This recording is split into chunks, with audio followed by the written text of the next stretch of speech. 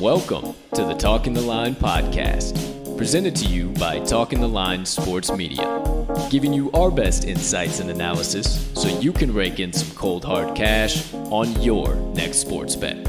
Now sit on back, open up your mind, and let's cash some tickets. We can't thank you enough for joining us. We hope you enjoy.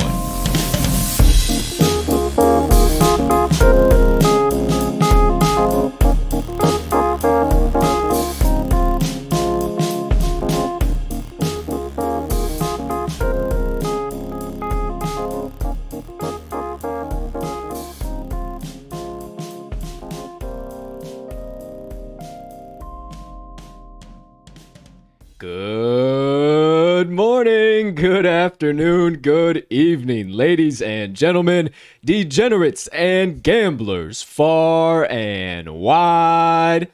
Welcome in to episode number 62 of the Talking the Line podcast.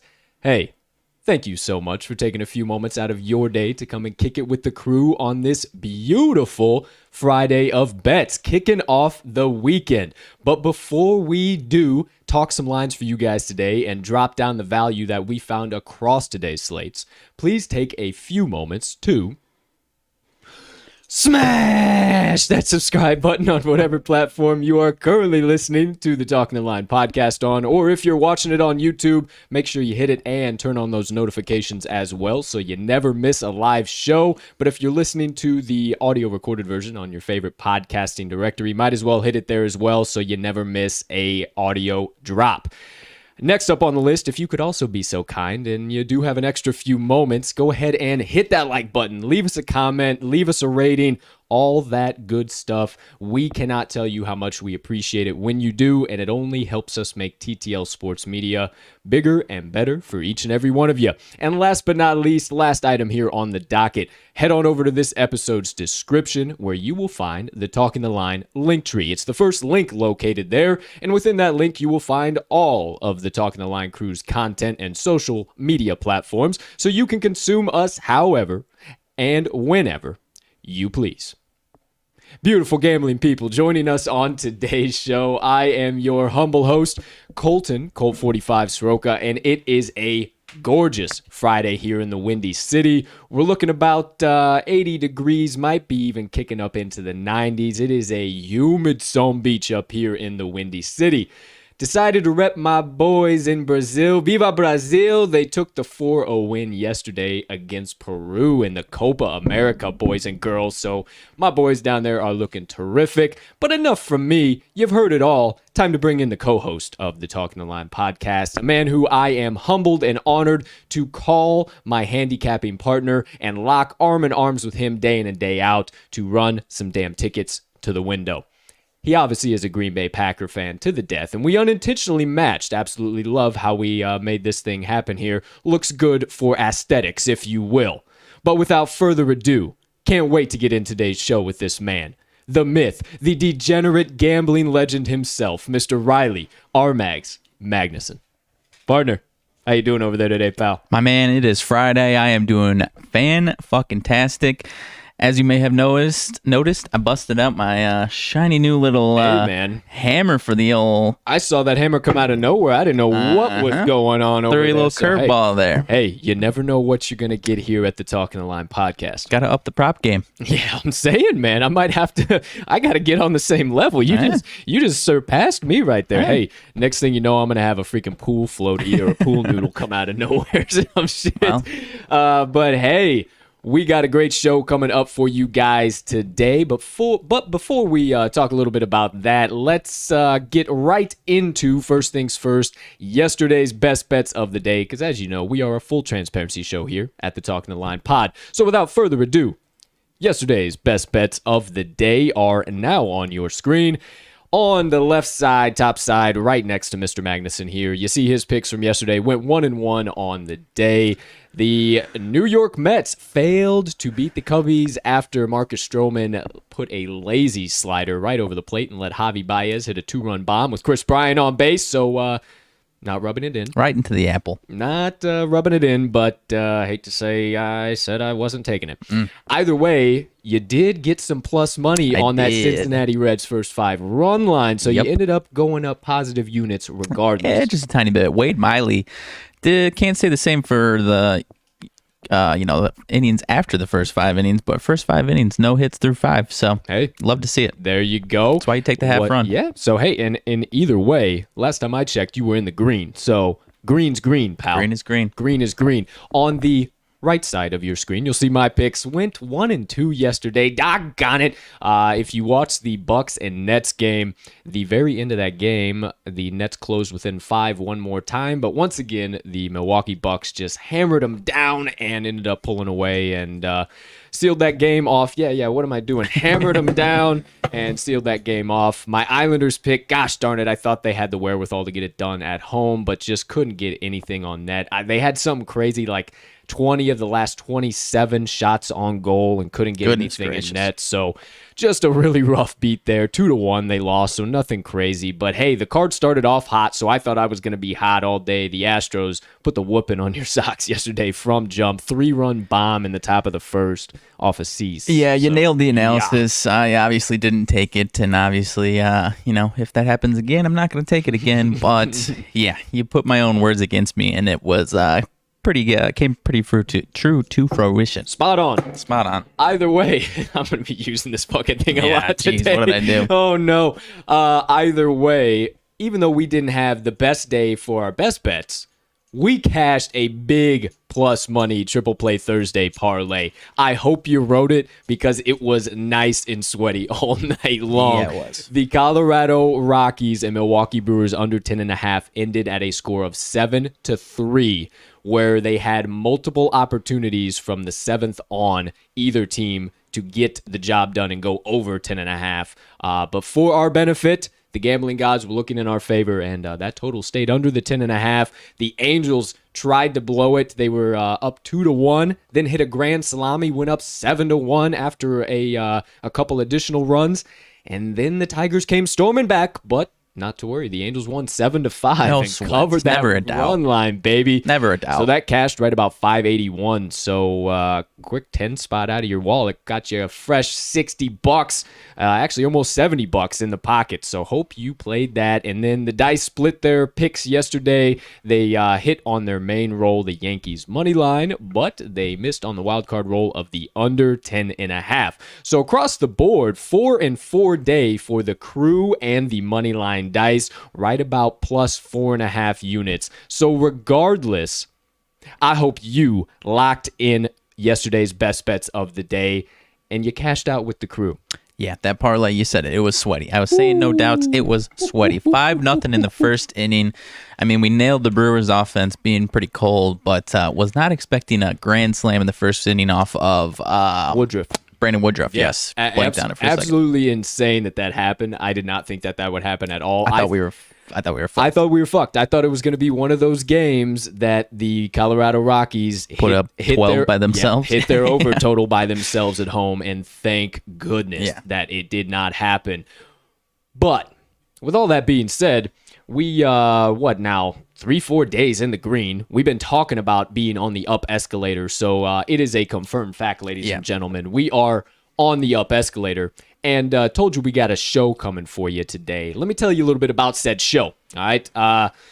Obviously, as always, we got the best bets of the day coming at you. Going to kick it off with RMags best bets, then my best bets of the day. Then we got the special play coming at you. It's been the Chicago baseball parlay last couple Fridays, but we're switching gears and going to the Primetime Parlay this week. We got a 3-legger coming at you that is almost paying out at 8-1 odds. So I suggest you stick around for the second segment, the special play of the day. Then the Moneyline Dice, the all-knowing, our favorite pals, the ever-present Moneyline Dice are going to do another usual roll for us today. MLB matchup tonight going between the Phillies and the Giants. So interested to see who they're going to pick and if they're double down to start the weekend like they did last week. We'll see what happens there, but that'll about wrap up all of the first half of the show for the betting portion. We got plenty to bring you there, and then we got a whole bunch to bring you in the second half of the show. We got UFC Fight Night Card to get into for the Rants and Reactions, US Open update, plenty of other hot takes, sports news, sports gambling news to dive into there. So make sure you stick around for the second half of the show. And then I'm going to give you a little message in my motivation minutes at the end of the show today on stop trying to control everything. So I'll let your mind spin on that for a little while. I won't tell you everything, but make sure you stick around for the end of the show for my motivation minutes.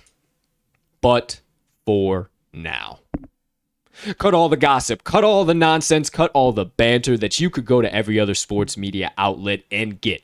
You come to the Talking the Line podcast for the stone cold locks, hammering in bets and running tickets to the window with the crew all day and night long. Man, that hammer has me so juiced up and has my brain in left field. Gotta be careful with it now. It's got some other parts. You don't want any screwdrivers slinging across the studio here. He has a hammer and screwdriver in one on set, ladies and gentlemen. This thing is going to be a major part of episode 62. So without further ado, let's get into it. First segment of the day, the TTL Crew's best bets of the day on this beautiful Friday, June 18th, 2021. If you hadn't checked your calendar yet, we are days away from ripping off another page on the calendar. Can't believe it. We are almost burning through half of 2021. As if 2020 didn't go fast enough. But we've been cashing tickets all the way through 2021, just like 2020. And we're going to keep it going. We're going to keep it going starting today. And my partner's got 3 best bets coming at you that I know he is juiced to hammer in and might have already hammered them in. So I suggest you get your sportsbook out now. Get ready to smash them on home. And as always, partner, you have the floor. I appreciate it. So my first play, I've got 3 plays, as my partner mentioned, 2 in the MLB. This one is going to be coming out of the NBA, and instead of taking a full game here, I'm actually taking the 76ers first half -2 versus the Atlanta Hawks tonight. Sixers have won 4 out of the 5 first halves of these series, and that only loss came in that first game, coming off of a little bit of a resty start there for that game 1. And the biggest thing I like to continue is, for a few reasons, the 76ers have dominated these first halves in general, and the biggest part of that is Joel Embiid. And in these second halves, you've seen Joel Embiid kind of run out of gas, especially in the fourth quarter, and that's where we've seen them blow these giant leads that they've had in game 4 and 5. So I like Embiid to dominate here again in the first half of this game. Do I think it's going to be as big of a blowout as the last couple two in the first half here? No, I don't. But I do like the Sixers to have a 5 to 10 point lead here after the first half. Might see another collapse in the second half. That's why I have no interest in this full game. But I do like the Sixers and Embiid to stay hot here in these first halves, partner. I would 150% agree with you. Little worried about the full game for sure. Yeah, I don't so know. am I. I don't know about Embiid's health. I don't know what's going on, and I think you're very, very smart in taking that first half. I think the 76ers come out hot early, wanting to get the rock in the net as much as possible, and potentially we see another end of third quarter, fourth quarter collapse here, and the Hawks move on. Yeah. That's what I'm hoping happens. I'm probably going to stay away from that full game altogether, even on the side. But love that first half. Hammer it in. Hammered in. First pick of the day. Drop down number 2, my man. All right, now over to the MLB. 2 plays here. First one is going to be coming out of the Twins versus Rangers matchup, and I'm actually taking the Twins first 5 -1/2 over the Rangers. You've got Jose Barrios versus Mike Foltynewicz on the mound for the Rangers, both righties. Barrios this season has been pretty solid, 7-2 record for the Twins, 3.49 ERA. He's actually been a lot better on the road, 2.81 ERA in road games here. And in the first 5 of his last 9 starts, he is 5-2-2 in the first 5s. So 5-2-2 in the last 9 starts for him for the Twins. Not a bad number there. And he's facing a team that has scored over 4 runs only once in their last 9 games, and the Rangers are 3-5-1 in the first 5 innings during that stretch. Now, Foltynewicz, on the other hand, still trying to work out that name there. Better. Pretty sure I got it there. Getting better. Foltynewicz, he is 1-7 on the season with a 5.48 ERA, and he's got over 4 ERA in every single month of the season so far. His last 2 starts, absolutely brutal. 6.1 innings pitched over those 2 starts, 16 hits, 12 earned runs, 4 home runs allowed. He is getting beaten and battered all over the diamond. And that's, he's had a couple of solid starts here sprinkled in, but he's had a lot of those starts pretty similar to that. Twins are actually number 5 in the MLB in road first 5 runs with 2.91. While the Rangers are 23rd at home in first 5 runs with 2.32. They are 28th overall, 1.97. So they don't really do it in the first half of these games. And, not a great team, but they are decent at home. I believe it's 15-16 home record. So I'm staying away from that full game, not only because they are typically a second half offense here of these games, but also because that Twins bullpen is pretty damn shaky. So I am sticking here with the Twins first 5 -1/2 today. I would have to agree with you. The money line, a little bit too long, a little bit too pricey, and I think this -1/2 is priced just right. I don't think that the Rangers come out any type.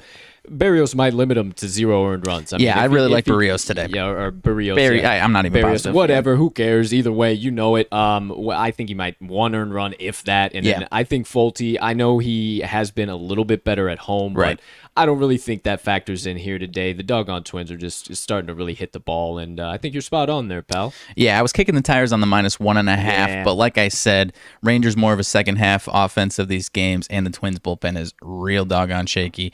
So first 5 -1/2. Might even sprinkle in a little bit of a prop of the day on Twitter, so stay tuned for that, because the Twins' biggest hitter of the of their team, Nelson Cruz, not a huge sample size, but 3 for 3 career versus Fulton-Nevix.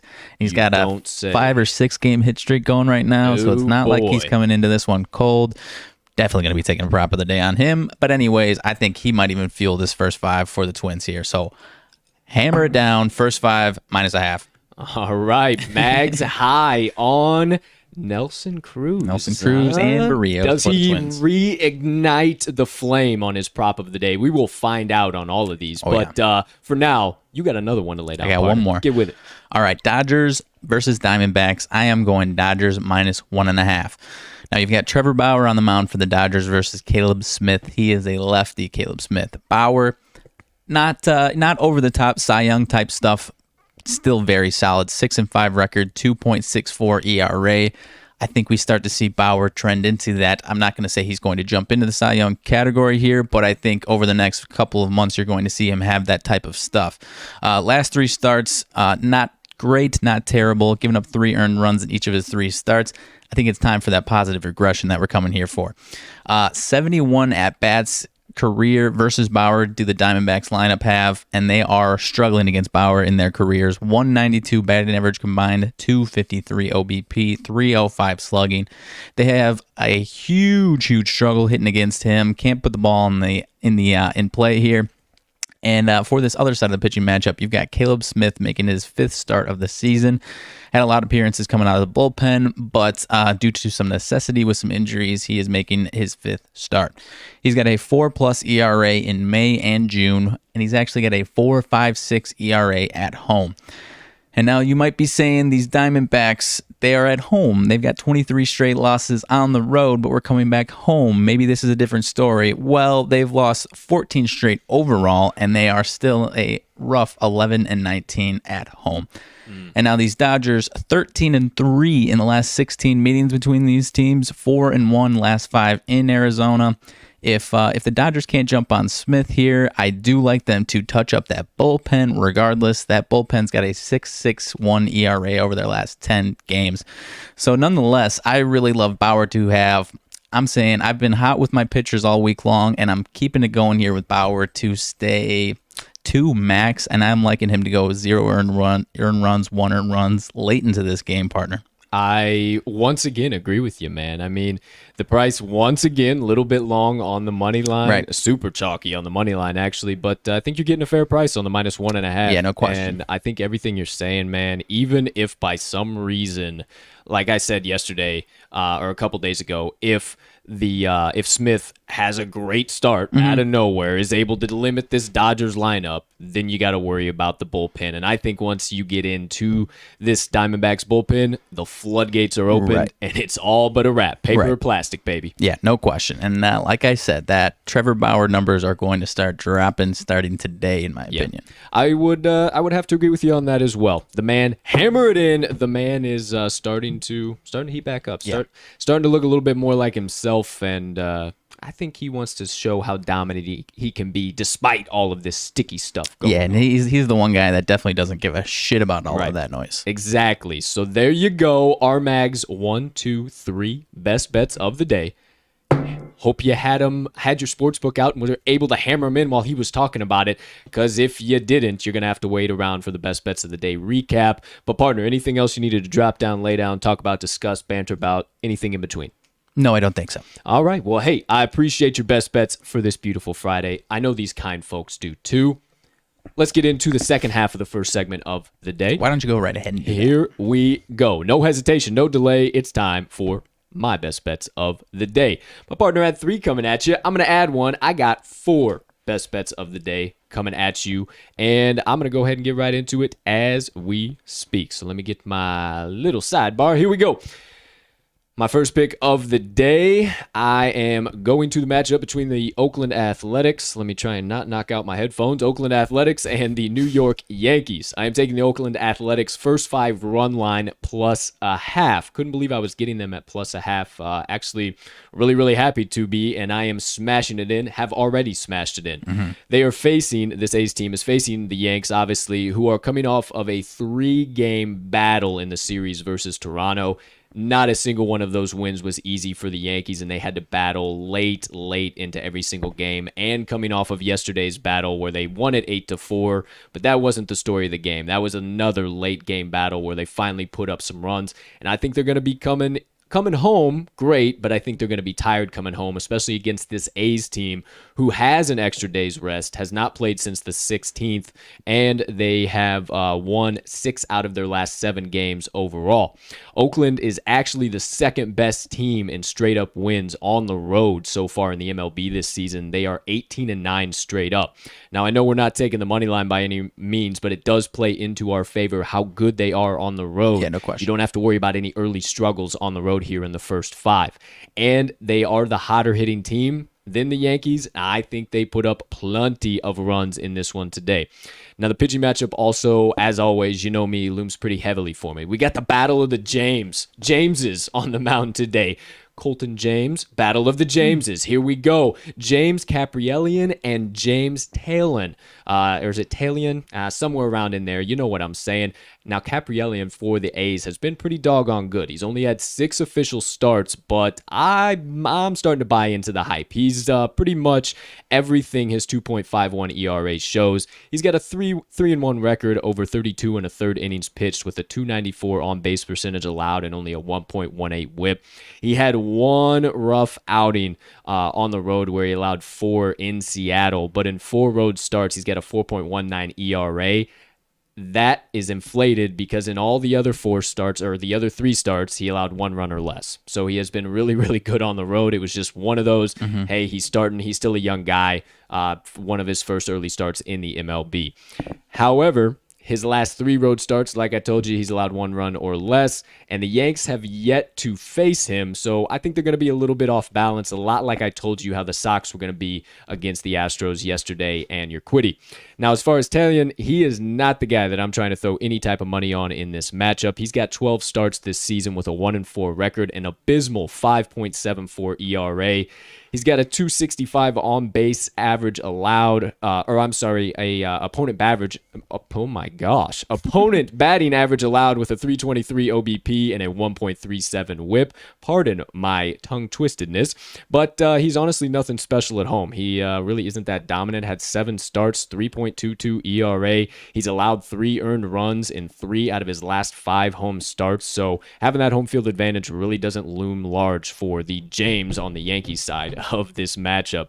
He does also have a small sample size against the A's, but they are hitting a 1.073 OPS against Taillon so far, and they are hot. They have a combined 39 runs over their last 5 games, do the Oakland Athletics, compared to their opponents only scoring 18 runs over their last 5 games. Just their opponents overall, not the Yankees. I think the A's come out extremely hot here today. They get the barrel on the ball right off the bat. And a couple of key things that I'm seeing here and trends that I think will continue. The Yankees have kind of been that late inning team that my partner alluded to in some of his analysis with some of his picks. A lot of these teams have been late inning teams, and the Oakland Athletics are not one of them. They are 3-1-1 straight up in the first 5 innings over their last 5 games. The Yankees 0-4-1 straight up in the first 5 innings over their last 5 games. These teams have been winning, but the Yankees have been doing it in the back half of the game. The Oakland Athletics have been doing it for the entirety of the game. Give me the A's first 5 run line plus a half, a little bit of plus money. Beautiful odds here today. Yeah, I love this one, man. This is probably my favorite play of yours for the day. That A's lineup is way too hot right now to be getting plus money. And, that Yankee, like you said, that Yankees team had a nice series against the Blue Jays, but it was a tough fought series. So I'm all over this one with you. Absolutely. So there you go. Appreciate it, partner. Hammer it in. Gosh, I absolutely love that, man. It is just, it is something about $5. Hey, there you go. And it's a multi-tool for $5. I am telling you what. All right, we'll get into this more later. But second best bet coming from me today. Actually, he just mentioned him. I'm taking the Toronto Blue Jays full game money line. Now, I do like the first 5 money line if you want to eat a little extra chalk, but you're getting a better price here, and I think it's just about the same deal. I say that because of the pitching matchup. Now, you have Robbie Ray on the mound for the Blue Jays and Bruce Zimmerman on the mound for the Orioles. Now, Zimmerman has had to pick up some extra starts because John Means has been on the IL, and he has not been a guy to replace John Means or somebody you need to toss your money at. 5 home starts for Zimmerman this year, 4.11 ERA and a 2.69 opponent batting average allowed. He's given up 2 or more runs in 3 out of the last 5 starts overall for him, and he hasn't gotten out of the 5th inning except twice. But it was pretty bad, 5 1/3 and 5 2/3 innings, and he's gotten beaten up non-stop. He is 4-4 overall with a 4.83 ERA and a 1.47 WHIP. So wherever he is, whoever he faces, it doesn't matter. Zimmerman is getting touched up regardless of the day. It's starting to become a little bit opposite for Robbie Ray. Hey, I'm a poet and I didn't even know it. On the opposite side of the diamond. Now, Ray had a terrible start to the season, riding the struggle bus like nobody's business. And now he's actually started to find himself as we're getting into June here. May, he had 5 starts with an ERA of 4.60. June, he has 3 starts already with an ERA of 2.45. So it's his best ERA so far bi-monthly through April, May, and June. He's starting to really pitch well, and he's a guy that these Blue Jays can depend on to go 6-7 innings, and I think that's exactly what they get from him today. He's only given up 1 earned run in 3 out of his last 5 games and has gone at least 6 innings in 4 out of those 5 games. The O's were heating up against lefties. We all knew it. We talked about it. It was actually some of my analysis a few picks back, but it's all about value and in the spot. They have actually since cooled off extremely against lefties. Last 5 overall, 130 batting average, 200 OBP, and a big goose egg, 0.00 runs per 9 innings.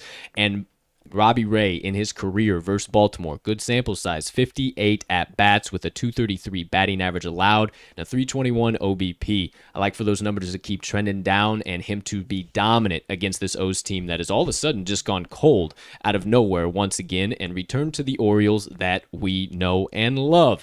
I'm thinking the public's going to look at the Jays losing last night 8-4, not watching the whole game, thinks that the Yankees dominated the piss out of them last night, when that just really wasn't the case. The Orioles have had some scores that look like they've been battling, but that also has really not been the case if you truly watch every single game. So I think that there is no reason to overthink this play at all. Go right for the Blue Jays. Get the full game money line. You get a little bit better price. You eat a little bit of a chalk, but I think it is great value because the Blue Jays are 35-16 in the last 51 meetings overall between these two teams and 6-0 in the last 6 meetings in Baltimore. That is my second pick, Blue Jays full game money line. I like it, man.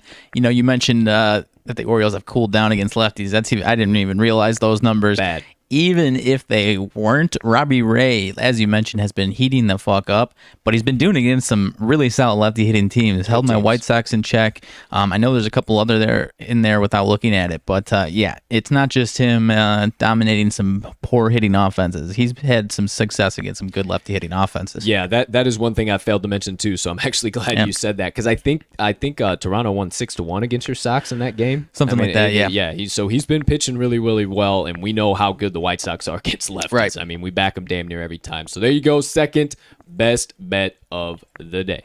Here we go. Third best bet of the day coming in. Oh, thank you, sir. Coming in hot at you. I am taking another full game money line, and this time I am taking the Atlanta Braves money line against the St. Louis Cardinals. Once again, I do like the first 5 money line, but you're getting a better price on the full game, and I think it's priced just right for this pitching matchup and for the way both of these teams are playing on the offensive side of the ball. Now you got Atlanta, who's put up 28 runs over their last 5 games overall and has really lost some heartbreakers in the process. I think they return to dominant fashion once again after beating St. Louis 4-0 last night, and get something kind of similar. Might give up a run or two, but I think it's another dominant performance because the St. Louis Cardinals have only scored 5 runs in their last 5 games overall. No, ladies and gentlemen, that is not a typo. 5 games overall, and 2 of them they actually put up goose eggs on the board.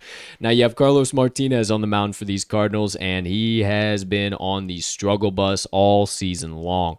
12 starts for Martinez with a 3-7 record and an abysmal 5.54 ERA. He's had 7 road starts out of those 12 starts, and he's got a 5.73 ERA on the road with a 218 opponent batting average allowed. Man, I'm having a hard time saying that one. I'm going to have to figure out how to say that here live.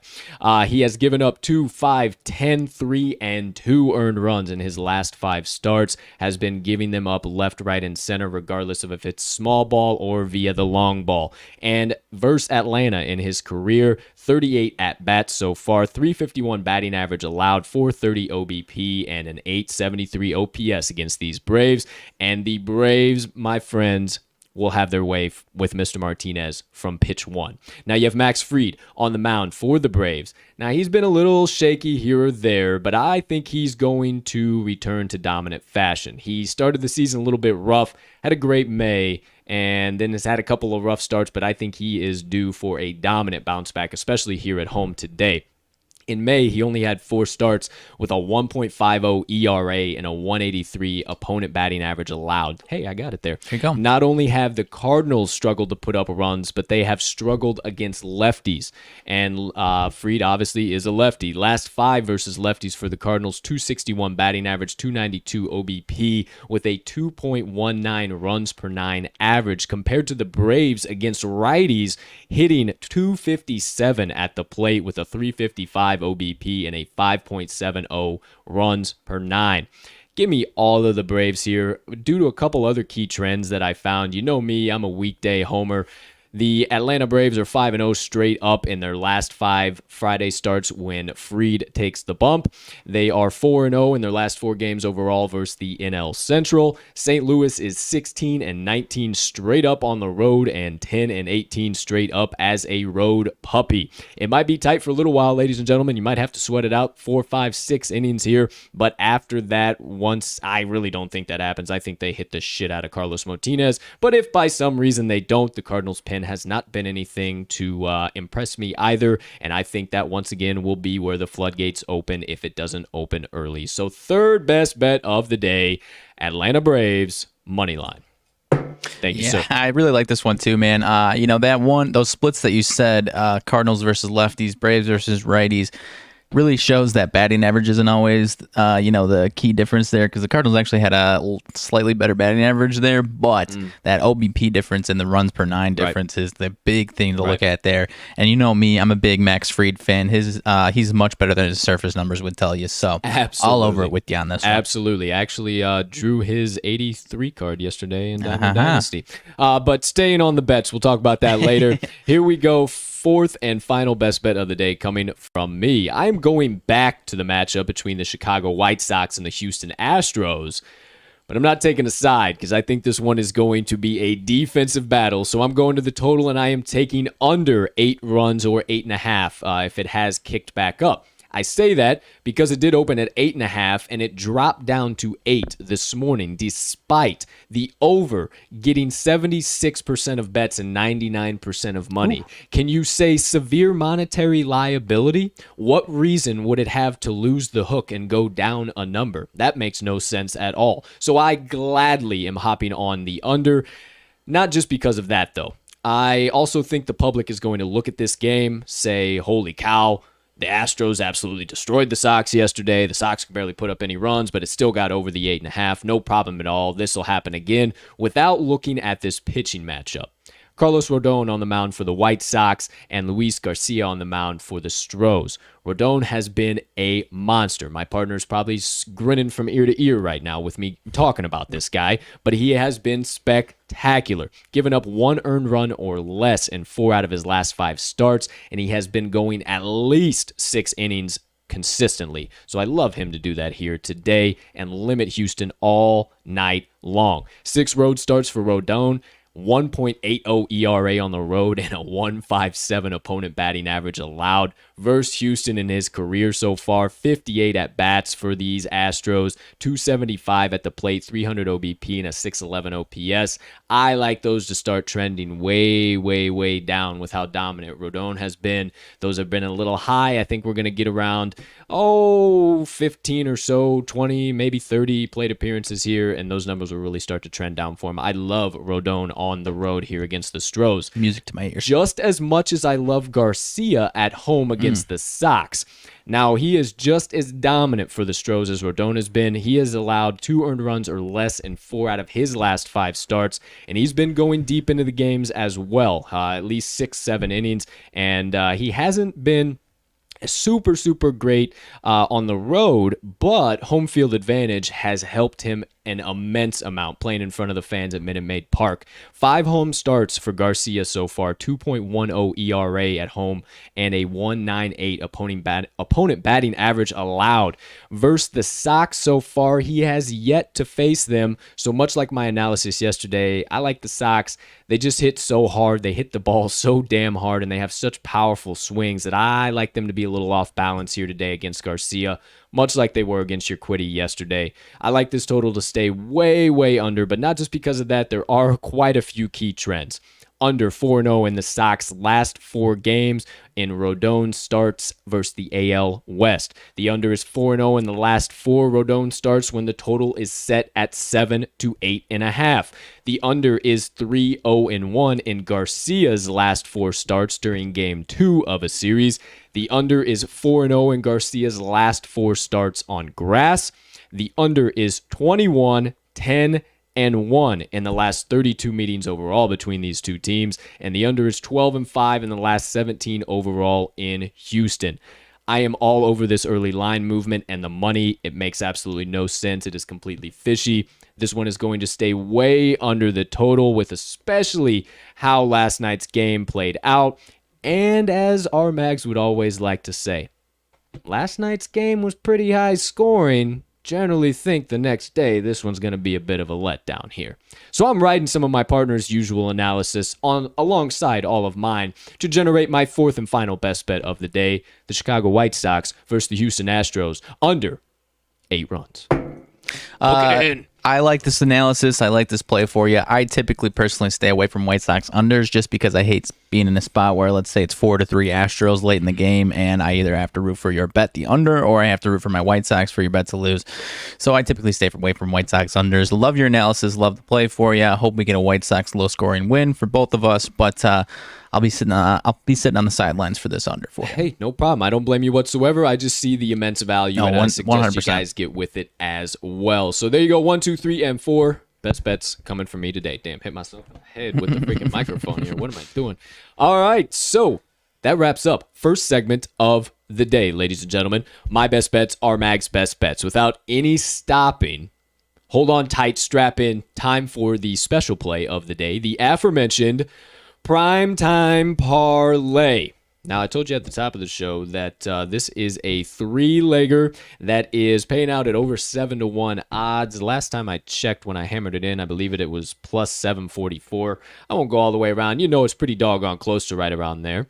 But let's get into it here. As always, I've been flabbing, I've been gabbing. You've been hearing me go on and on nonstop. So I also could kind of use a little bit wetting of the whistle, if you will. So I'm going to reach on over here, grab my cup of high-quality H2O, and kindly ask my partner to select whatever leg he would like and kick off the analysis for tonight's special play, the Primetime Parlay. Alrighty. First leg here. I have no idea what the chronological order of these are, but I'm going to take the Rays money line, Tampa Bay Rays versus the Seattle Mariners. Good. Probably they're all at the same. We call this the Primetime Parlay. Right around the same all time, at like yeah. 9 o'clock. Yeah, They're right at the top of the slate. They're all at prime time. Who would have fucking guessed? Yeah. So anyways, get your water in you over there. Rays money line versus the Mariners. Michael Wacha versus Yusei Kikuchi, lefty for the Mariners. Rays have won the last 7 games in which Michael Wacha has pitched in. He hasn't gone too deep into these games. Typically, hasn't started every single one either. I believe he's got 7 starts out of 11 appearances. But either way, he doesn't typically go past 3-4 innings, and that Rays bullpen is really solid, so I like that to continue. But like I said, Rays have won the last 7 in which he has appeared in, and those Rays have the best record in baseball on the road, 24-13.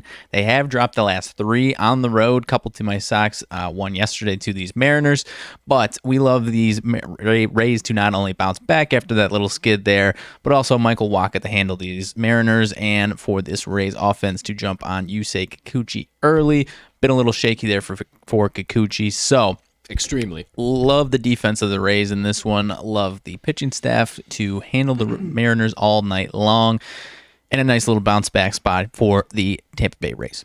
I could not have said that any better. I was going to be right all over Michael Wacha. Yeah. Michael Wacha, if you did not say anything, because Wacha. he has kind of flown under the radar this year. Everybody kind of forgot about him after he left the Cards, and he has been really, really good for this Rays rotation. I had to double check and look at a couple of numbers. I mean, he's had a few bumps in the road here or there, but overall, he's been pretty doggone good into May going into June here. So. Yeah, I wonder if he's going to have to... they might put him out a little bit longer now with the absence of Glasnow. Might have to... that is a good point. Pick up a little bit of that workload. I'm not too sure on that, but even if he does, still like that. So absolutely. First leg of it, Rays money line. There you go. First leg. Second leg, we're headed to the NHL Ice Stanley Cup matchup, the lone one on tonight's slate. Montreal Canadiens, Las Vegas Golden Knights. It is in Montreal or wherever the bubble is. I'm not 100% sure. They're playing at their home stadium. Okay, so they're in Montreal. Beautiful. If you had to guess, wonder where we're going. No idea.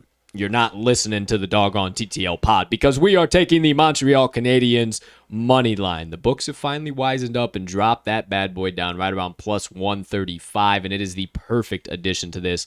I think it's priced really well, and honestly, hockey is built to take home dogs. They have such an advantage, especially coming off of a game like Game 2, where they got the win, and then in Game 1, Vegas dominated them. The public is going to think that Vegas is going to come right back out and dominate them once again, and I just don't think that's going to be the case. The Habs, not to mention, have been really profitable in the underdog spot, are actually 6-1 in their last 7 overall as an underdog in the playoffs here. So they are just fine in this spot. I'm not concerned about it. I wasn't concerned about it taking them at plus 220. I'm damn sure not concerned about it taking them at home at plus 135. I will gladly add this to the second. We've talked about it a lot, but Carey Price is going to be the factor, and I think he knows that, and I think he's going to be dominant tonight. I look for him to really stand on his head overall, and, I think we get a few past old Marc-Andre Fleury here. Maybe 2-3 or potentially 4. We have a little 3-1-4-2 finish here in Montreal. Yeah, I love it, man. And you mentioned that Price being giving more respect to the Canadians. I think that Price is going to make a lot of the public rush to the Knights, and I think that's kind of what they want. Because it's been around minus 200. Tough to lay that chalk unless you're really confident in the Knights. So people might be a little more willing to lay that chalk at minus 160. But that is what I do believe as well, my friend. So. Hoping we're both accurate. Second leg, Montreal Canadiens. Why don't you wrap things up with the third leg here, pal? Alrighty, third leg. We're switching to our third sport of this parlay, and we are taking the Jazz versus Clippers game. We're taking the Clips with the points plus 1.5. despite Kawhi being out for this game and probably the series, but we don't think he's going to go to a 7th game. Either way, Paul George has been dominating. He has risen to the occasion and is showing out. And this Clippers team, despite losing Kawhi, they've got enough defense to hold down these Jazz. And even if he wasn't, I would still like the Clippers. But it's clear that Donovan Mitchell isn't quite 100%. He's not quite his explosive self. And I think that's really looming large here. And especially if we were in Utah, I might have different feelings. I would probably think the Jazz are going to bounce back and take this one. But I really like the Clippers to close out this series. And, I like that little extra 1.5 point cushion in case we got a little buzzer beater action or something along those lines. But I do believe that the Clippers are going to take this game and the series and move on here to face the Suns. Give me all of Paul George to stay hot tonight, partner. Absolutely. I wanted to look at something because I'm glad you mentioned Donovan Mitchell, but also a very key critical part of this Utah Jazz, not only pick and pop, pick and roll, their whole damn offense damn near, a very underrated player, Mike Conley. They need him on the floor, and he is also questionable. So if you're going to give me not only Mitchell at less than 100%, but now Conley also at 100, not less than 100%, or out, he really hasn't played much of the playoffs at all, and it's shown in some really key critical games against teams that know how to shut down Gobert low in the post. Paul George showed up. Kawhi's out. Partner said it. I think Paul George shows up again, and we see a great, dominant defensive game. Because that defense has figured something out. It has figured something out, and the Clips are 0-8 in their last 8 games in this situation. But before you give yours, I think it's time that Doc Rivers finally turns this around and stops with the horse shit. Well, that's fine. What I'm saying. It's been Doc Rivers. Now it's Doc Rivers in Philadelphia. Oh, yeah. And that's what we've seen from the Sixers. So now, exactly, that situation they've kicked that shit to the curb, and now Ty Lue is going to get these sick Clippers onto the next round and get off of that stink of these Game 6 losses. Exactly. That was one of SVP's big thing on his show last night. He was, the Clippers 0-8. What is going to happen? Are we going to see it? But I think Ty Lue's got plenty in the tank. And because you're seeing the reason why they're 0-8. Doc Rivers is in Philadelphia, and they're choking these games away in the playoffs. Choking them for much sure. like the Clippers did the last 8 situations. So. Yes, sir. So there you go. There you have it. The third leg of the Primetime Parlay. And now you have the whole shebang. Well, thank you, sir. Thank you, sir. All right, here we go. I just grabbed the son of a bitch myself.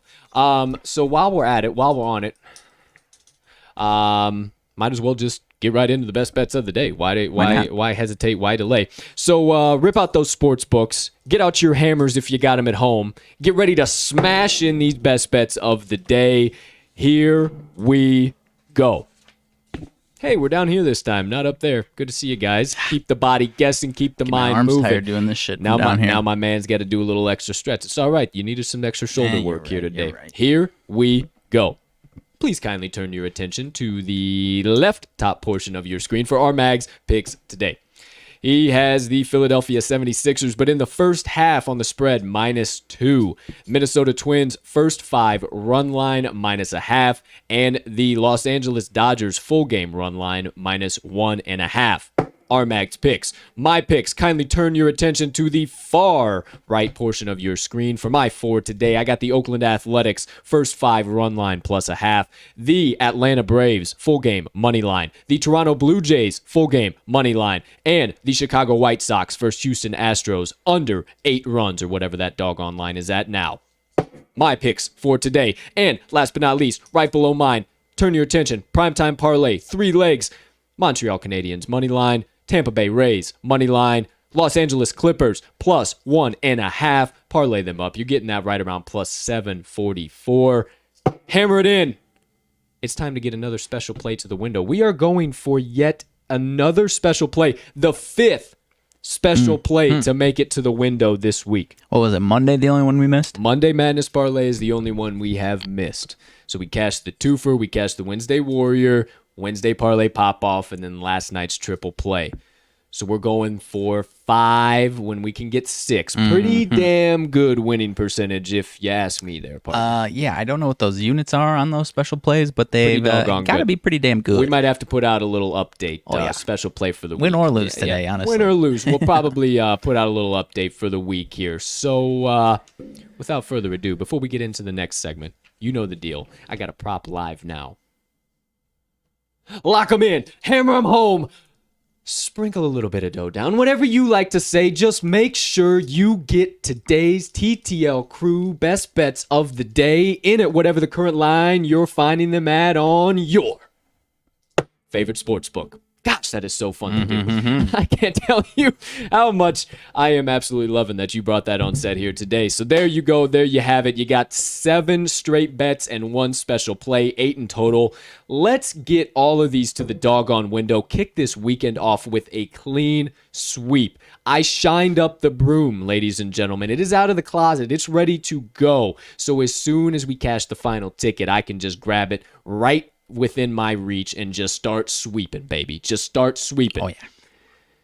So I'm ready to go. You can hear it in my voice. This guy's ready to go. But we have one more guest of every show who is also now ready to go. And you might see on your screen. Moneyline Dice roll of the day. They are about to make their way live to set. But let's set the stage here real quick. First things first, matchup tonight, MLB matchup. Told you at the top, Philadelphia Phillies and the San Francisco Giants. As always, I got to work a little bit of my magic, but let's get into the Moneyline Dice segment today. Gonna work a little magic, as I said, get everything all prepped up, get the dice on screen for your viewing pleasure.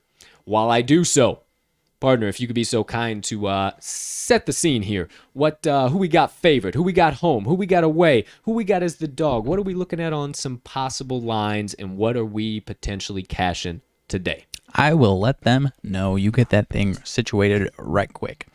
So as we mentioned, Phillies at the Giants. Giants coming off of a 4-game sweep in San Francisco over those lowly Arizona Diamondbacks right now. The Phillies coming off of a series loss to the Dodgers. Took 1 out of 3 there. But we've got some decent odds here. Tight odds. Giants minus 132 favorite tonight at home, while the Phillies are plus 115.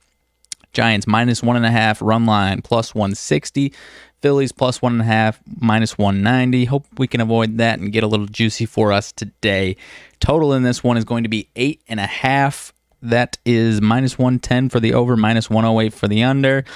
Bet and money percentages. The public and the big money coming in on the Giants. 71% of bets on the Giants. 86% of money coming in on the Giants as well. Action app here's got the sharp money indicator coming on the Phillies, however. But like I mentioned, the big money and some top experts at Action taking the Giants. So, how close are we over here, partner? Oh, we're closer than close, my friend. We're Okay. already set to rock and fucking roll. All right. Only thing I didn't getting good at mention, this we've shit. got Vince Velasquez for the Phillies and Johnny Cueto for the Giants. Both guys been a little unpredictable lately. I could really go either way on this one, partner. I'm sure you thinking the same. You've backed Johnny Cueto a couple times there. He's got you some money. He's lost you some money. Same with Vince Velasquez for the both of us, I believe. Yes, sir. So anyways, are we about ready to rock and roll? We are live, ready to rock nice. and roll. Let's start the recording here. Ladies and gentlemen, the Moneyline Dice have officially made their way on set. It's kind of weird to hold a phone and talk to you at the same time like this, but I'm multitasking and getting it done. So first things first, while you look at these this wonderful carrying case, rather, I'm going to hand the phone over to my partner here while he gets a sip. Makes me do everything over here. Look at that Look beauty. at that hammer. Look at that beauty. hammer. Oh my gosh. Look at that thing. What a beaut. One more time with the handy carrying case before I rip out the old dice here. But if you want your own Moneyline Dice, as always, or any of the other merchandise they got on there, nothing's off limits, and they got some pretty dope-ass shit. Head on over to the Moneyline Dice website. We actually put the link in the in the description. It's the second link down there. And we also put our code in there as well. So you can get 10% off your order. Enter code TTL10, TTL10 at checkout. You'll get 10% off your first order on MoneylineDice.com. You can start rolling with the crew and stop racking your brain when you can't figure out a certain line that's really tight, like something like this. We just let the all-knowing dice roll for us, all right? So without further ado, the dice are officially on set. What's happening, dice? There you have it. You have the home and away dice. You have the Moneyline ATS dice. And, of course, closest to you, the wild card dice. It is not actually the wild card dice. That is the over-under. Man, I'm glad I looked at the screen one more time. I was going to mention it, I think. Appreciate it. You think. All right. I was going to double check. That's what I should say. All right. Well, here we go, ladies and gentlemen. It is time for today's Alrighty, dice. Moneyline Dice roll of the day. Strap in, get ready, get juiced. Here we go. As always, home away. First roll of the day. Are we going with the Phillies on the road or sticking with the Giants to remain dominant at home? Mm-hmm. We will soon find out. In 3, In 2, in 1. Ooh, toss over there. Toss and a half. That's a home dice. Squeeze around back there. Home dice. All right. Right up next to that hammer. Beautiful. Absolutely love it. I got you, bro. I got you. Got you, bro. All right, there we go. Home team, Giants. As always, second roll of the day. Are we going Giants money line? I was a little too focused on what I was doing. What are we working with odds-wise? Giants minus 132. The run line minus 1.5 is at plus 160. Okay, so we're getting not too bad, not too juicy, anything at all. So either way, I'm pretty doggone comfortable. So money line or ATS in 3, in 2, in 1. ATS with juicy. a late roll over the headphone cable. I love it. Home ATS for the first roll of the day. But now you know the time. Wild card roll today. Are the dice going to double down to kick off the weekend yet again? Are they going to tell us to re-roll it all and say, hold on, we messed up, wait a second? Or are they just going to skip it and say, hey, let's just go to the total? Maybe. We might even play the daggone money line as well on the Giants. But all of that we will soon find out, as always, in 3, in 2, in 1. Home money line. Goodness so, gracious, folks, dice. may I remind you that the last time the Moneyline Dice decided to bank on a home money line and home ATS, we went down early, 4-0 to be exact, with the Oakland Athletics against the Los Angeles Angels. The Oakland Athletics and the Moneyline Dice, with their all-knowing powers, sent some all the way over there to Oakland, and the Oakland Athletics won that game and covered the run line. So I have extreme faith for them to do it yet again in the same West Coast area, but this time for the San Francisco Giants. So you heard it here first, ladies and gentlemen. If you want a guaranteed, take a ticket to the window tonight, or 2, as a matter of fact. Hammer in the San Francisco Giants money line and the San Francisco Giants run line. The dice have spoken! Hammer 'em in. It's go time. Thank you, dice. Thank you, Dice. We appreciate you. One final look. I'm sure you guys have all been over there just eyeing them down. Might have to talk to our people at Moneyline Dice to see if we can get a package of a little bit of a hammer and dice package. Son of a bitch, you just had an idea and a half there, I mean, pal. how crispy does that look right here? You just had an idea and a half. How good does those look? So you're going right here. Okay, let me set the stage for you folks before we get off Moneyline Dice. So you got your roll of the day. Bang, everything's good. All right, so you're taking home ATS. Double down on your home ATS. Make you feel even better about it. I'm locking it in. Here we go. I'm telling you, the power you feel with this in your hands. Like I said, gotta feel be careful that thing ain't screwing off there. You're going to get a screwdriver flying across the room. You, no kidding. But there you have it, ladies and gentlemen. Today's Moneyline Dice roll of the day. And one more time. San Francisco Giants money line and their run line. Let's cash a couple more tickets here. And let those dice continue chipping away at the old record there. So, as always... Thank you, Dice. Thank you, Moneyline Dice. You are absolutely spectacular. You never cease to amaze us. Let me get everything all fixed up, gathered around here before I move this show right on along here. One moment, ladies and gentlemen. going just a little bit here. Okay, looking good, looking good. All right, well, that was a weird transition. Felt like I was just on acid for a little while there, but all right, here we go. That thing was insane. I don't know if that transition, they can see that as well, but that was crazy transition. I either way, was trying to kind of see it on the playback here, but either way, that just got me. That does it. First half of the show. Did you see it on there? No. I saw your face go, oh. Yeah, like on the transition on the software. That thing was insane.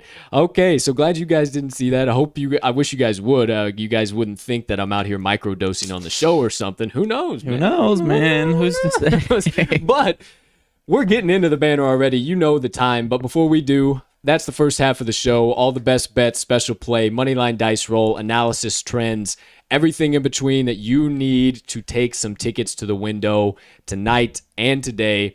Make sure you get them all hammered in. If you are one of the fine gambling folks that just joins us on the TTL pod for our best bets and all of the aforementioned jazz, and you're about to head on out of here, first things first, thank you so much for not only hammering in bets with us day in and day out and bankrupting these sports books one play at a time, but for all of your support, all of your following, all of your kind words, feedback, everything in between. We cannot tell you how much we appreciate you guys.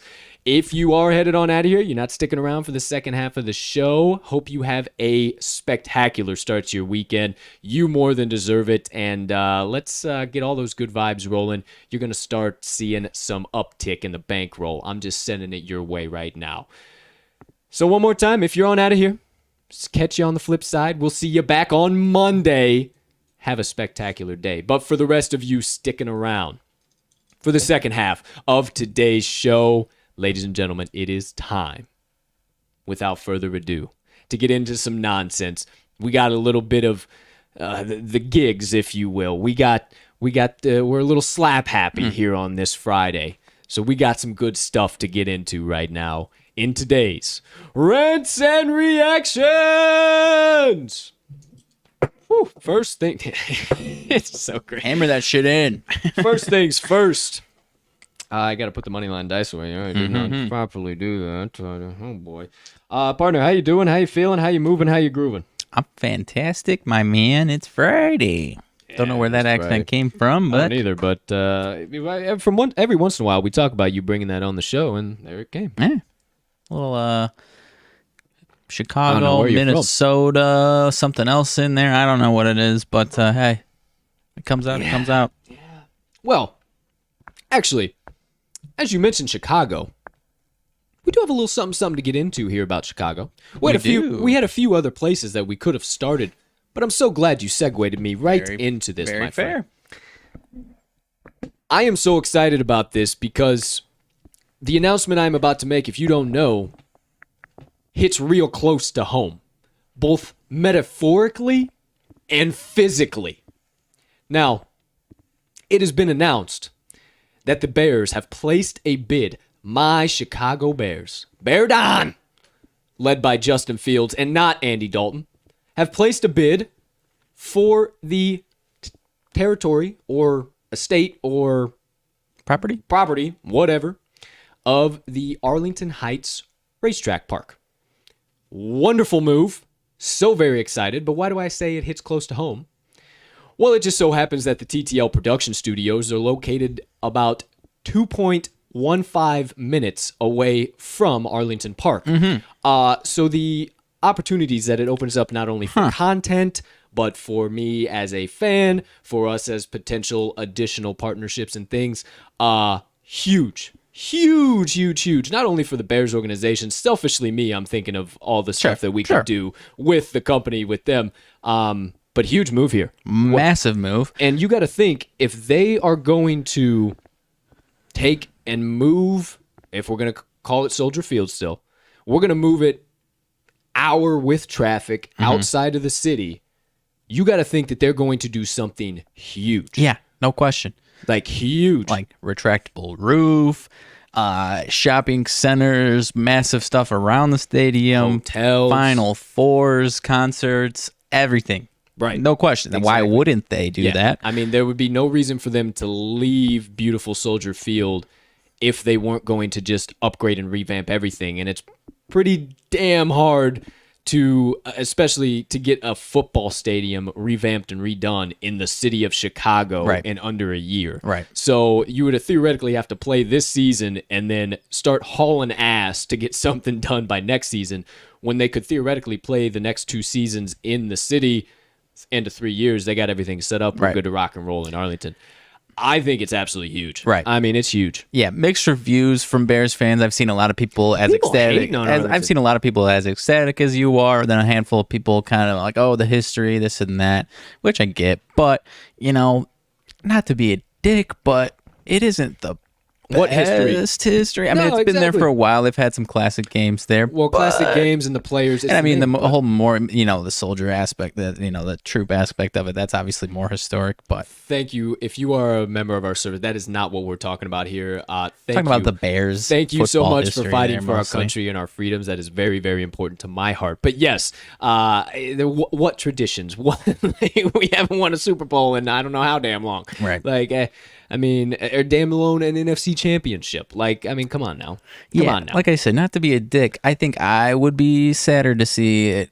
I would be sad to see it go because we've had a lot of success there in my lifetime. That is true. But think about it, dude. Packers-Bears games and right over here. We can walk to the game. You might have to we can get shit sticked and walk to the game. Yeah, you might just have to lock in your lease, right around here for as long as you possibly can until it does or doesn't happen, just in case. Yeah, I'm saying just might have to continue the ball rolling, or if, hey, we might need to move, things happen. Hey, I'll just keep this on the side. We'll just keep this baby rolling. What do you think of the chances here? Because I'm honestly more so like 50-50 because I see a lot of people who are giving some serious speculation on how it could work, and it seems really, valid and it could happen. And then I've seen some other people like, oh, they're just posturing kind to, force Chicago's hand to allow them to make the renovations for Soldier Field. So I do see that side of it. So I'm kind of on the, 50-50 side that this could happen. Where are you at with this? I mean, I feel a lot stronger about it that they officially put in a bid. Sure. I mean, the fact that they're even seeing, and okay, we talked about it yesterday. If the Bears want it, they'll get it. Oh, for sure. It's not. Who else thinking? Yeah. It's not like I made a joke to you like, oh, sorry, Chicago Bears, we like Billy Bongo's bounce houses a little bit better. Exactly. We're gonna sell the property to them. Like, I mean, come on now. Right. So if the Bears want it, they'll get it. And I mean, follow the money, man. Look what the Rams and the Chargers did there. And I mean, I'm guessing that that's not even half done with the SoFi Stadium. I mean, the stadium is done, but with all the land and everything they have around that, I mean, I'm sure there's plans to grow and grow and grow. And especially with us, I mean, we're in the sports betting industry and always ear to the streets. I mean, there's a very high possibility that there could be live betting in stadiums sometime in the future. Not even a possibility. It's almost a certainty. It's on the fucking table. Yeah. So, I mean, it's... Wow. And not to mention, it's not that far from the city. I mean, there's a lot of people in certain areas like, oh, this team did it and it's not that great. But you've got a massive fan base, an overly massive fan base in the suburbs for the Bears. And not to mention, I live in the city on the northwest side of the city, close to I-90. It's a 30, 40-minute drive, less than that maybe, without traffic for me to get to, Arlington Park, if you will. Right. So it's not like it's like, oh, this is going to be such a struggle to get these fans out here or anything like that. It's absolutely not going to be like that. So, no, I am very in favor of it. Now, granted, I haven't been a Chicagoan for very long. It's only been almost 4 years now. Holy shit, that's wild. That I've been living in Chicago, originally from Southern Illinois. But yeah, I mean, granted, I don't have a huge leg to stand on, but I'm for it, man. I think it would be so awesome. And now, granted, my Bears fandom has gone on my entire life, so that's never going to change. And I've lived through the good times and the bad times, and they've been on my big main screen TV, and they've been on my small side TV. So I've been there, I've done that, and I think this would be a huge move. And I think if they do the whole the whole freaking setup, the whole resort, if you will. It would be It'd be huge. Unreal. It'd be huge. Not to mention that I have seen some speculation that if they did that the White Sox could slide into Soldier Field and renovate it into a baseball Look at stadium. this guy. Look at this guy already finding storylines for his teams. We got my teams going, and he's got to slide in and find his storylines. Why not? Oh, for crying out Some loud. renovations. You get either an awesome skyline view, which would be amazing, or Lake Michigan view, and you're hitting some dingers into Lake Michigan. Yeah, what you do, just cut off half the stadium, just get that spaceship shit out of there. Some big industrial, get that spaceship looking shit out of there. Just like a big industrial saw on some cranes, and you just right down through there, and then then they just take like kind of a pizza scooper kind of looking deal on the another end of a crane, and then they just lift it out, and they can throw it in Lake Michigan because it's biodegradable. Exactly. It'll make a new habitat for the fish. You got that spaceship looking half of it. Hire us, city of Chicago. Fuck, we're already on this. I mean, goodness gracious. Didn't go to school for it. We got the knowledge. Doesn't matter. We didn't go to school for half the shit we do, but we're damn successful at it. So, hey, you need some help. You need some help getting the ball rolling. City of Chicago. Just fly that fucking half spaceship looking part out of there. It's a fucking spaceship. Just it is right out of there. It is rough to watch a game up there too. It's pretty interesting. Well, the other thing I didn't really even realize it, but and obviously the renovations, if they did stay there, would solve it. But I didn't realize that the Bears had the lowest capacity in the entire NFL. Really? Mm-hmm. I was gonna say doesn't surprise me, but actually that kind of does surprise me. And it's the only one of the 3 major cities that doesn't have 2 teams either. So really. Definitely room for some more capacity with the fan base. Yeah, doggone. All right. Well, hey, we went down that rabbit hole. We did. There was a lot of good stuff to talk about there. I am super excited. I hope it goes through. I will continue to keep you guys updated based on what happens. But, partner, I see you're locked and loaded over there. How about you give us a quick U.S. Open update here on today's Rants and Reactions? Yeah, it looks like it's already kicking off a little bit here, but we've got Louis Oosthuizen and Ryan Henley, excuse me, at the top of the leaderboard. Louis has already teed off through 3 holes, but they are sitting at -4, 4 under there. But Mr. Brooks Koepka and John Rahm are sitting at 2 under, not too far back, and my pick for the tournament, Xander Schauffele, sitting at 2 under as well. So nice little spot. I like to see that there, very much within striking range. Who else are you interested in? We got Rory McIlroy there at 1 under. Well, Francesco Molinari at 3 under. I'm not so much as interested in anyone on the course as I am as someone dealing with other people on the course. Okay. We got a very interesting storyline coming out right now. Are these fans losing their hot damn minds? So I miss this. Have they forgotten that when you are at the game of golf, let's talk quietly. Let's have our fucking phones on vibrate. Mm-hmm. These guys are playing for a lot of shit. Let's go, Brooksy! Yeah, so Philly Mickelson, rough game, rough match yesterday. Had to step out of about a half a dozen shots. Mm-hmm. Asked at the end, Phil, why are you stepping out of so many shots? That's not a Phil Mickelson thing. You just won the PGA. What's going on, Phil? Phil responds, I don't know what's going on with these fans, but the fact that we can't put our phones on vibrate is just absolutely blowing my mind.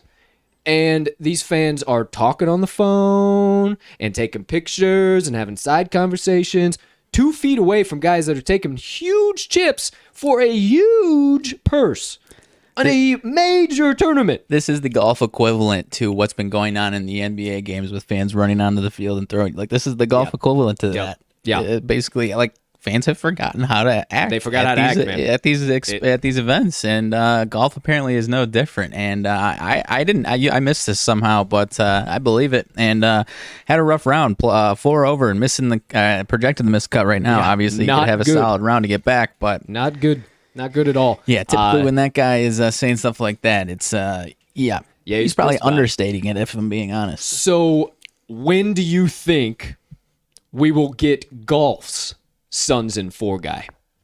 Ooh.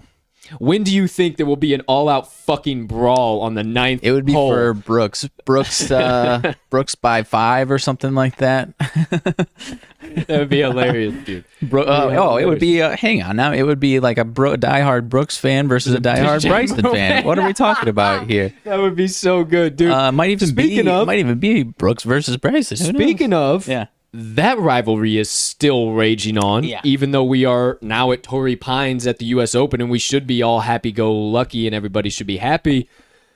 Mr. Koepka getting interviewed yesterday, sees Bryson walking by in the background, does his usual, oh my gosh, and Bryson sees him react, and in the background does and continues to walk on by. This has now become the most spectacular rivalry in all of golf that I have ever seen, and Bryson continues to poke the bear, and Brooks continues to dish out the low ball shots by using his fans and his absolute huge fan base. Yeah, so I must have missed the post golf press conference here because I missed this again. But I did hear this. I was listening to a podcast on my way this morning, and I'll kind of regurgitate what they're saying. But if Bryson wants no part of all of this rivalry talk and all the goofiness, which he clearly doesn't want any part of it, or that's the way it seems in the past couple of weeks. He wants it. You can't be doing what my partner just said and provoking that. That is only going to fuel the fire even more. Now these wild fans, they're going to be coming straight at you because Phil Mickelson. If Phil Mickelson says something like that, that's as a fan, you're putting your tail between your legs. Like fuck, I pissed Phil Mickelson off. Nobody gives a fuck about pissing Bryson DeChambeau off right now, I don't think. No, not at all. So he might have just opened up a can of worms. He did.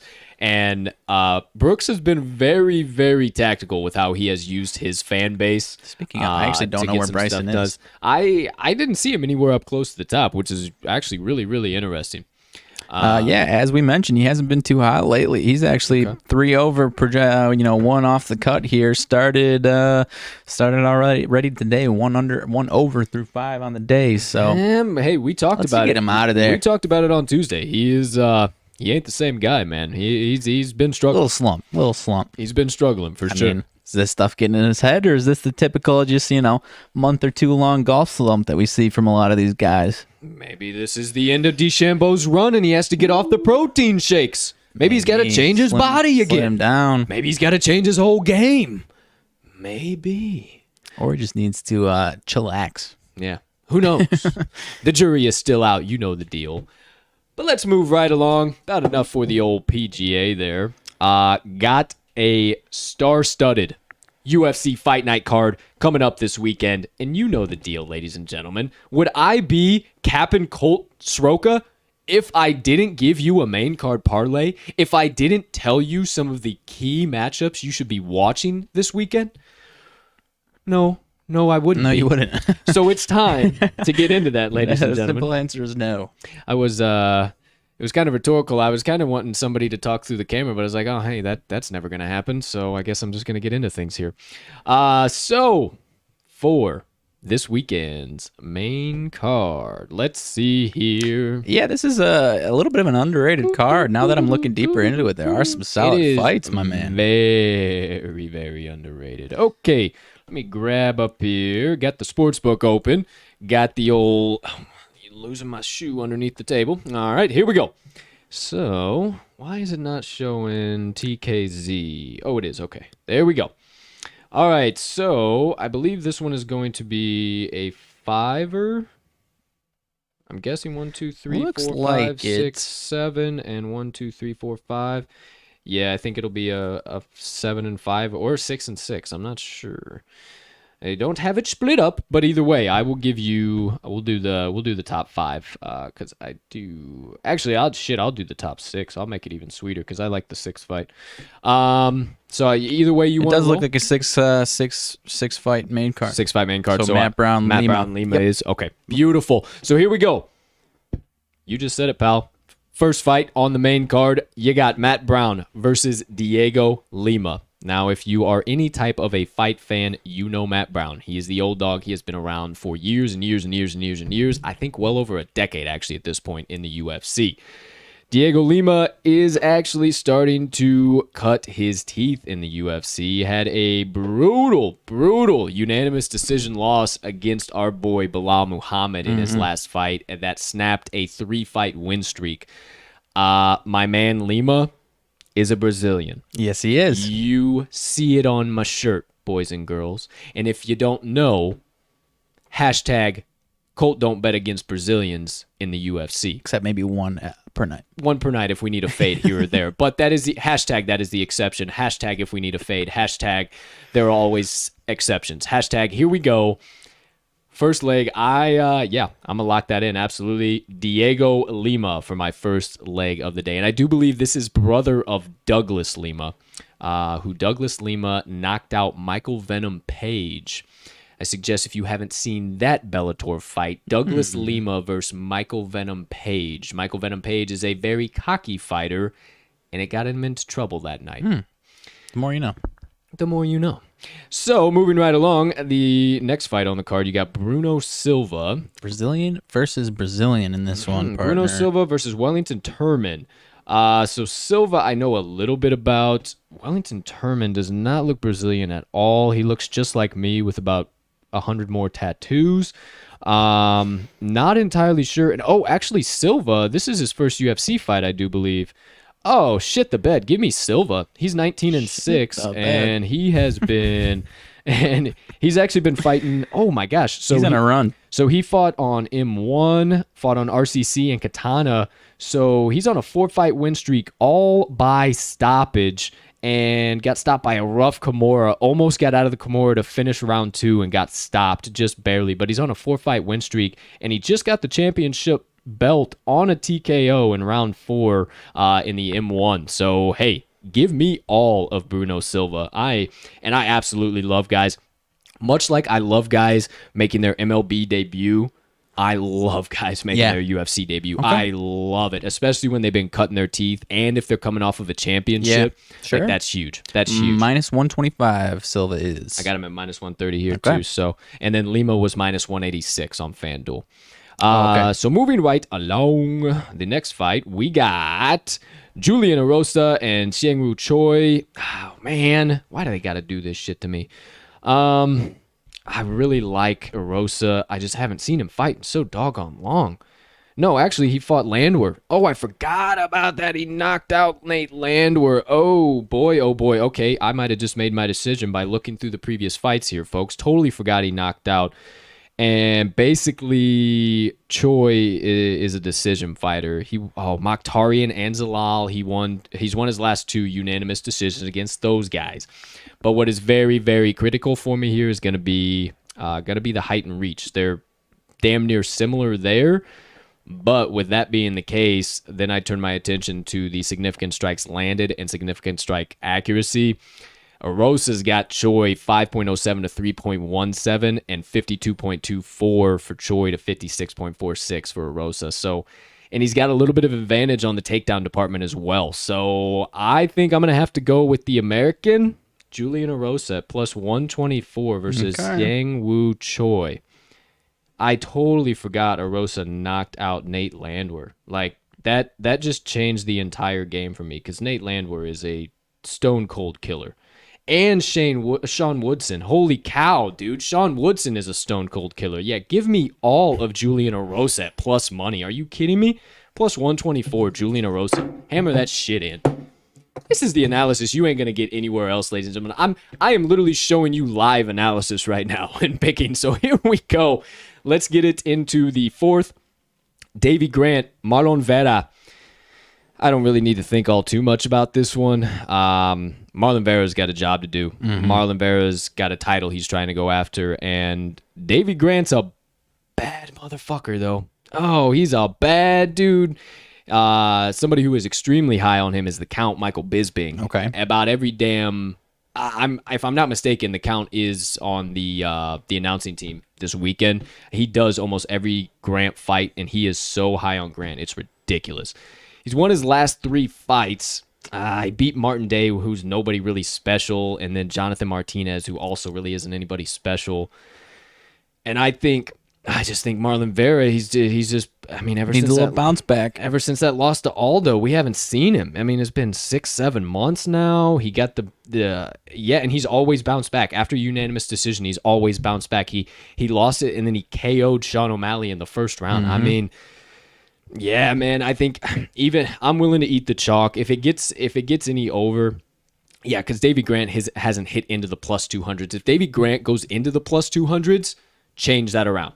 That's my analysis for this one. If Davey Grant goes above plus 200, hammer him in.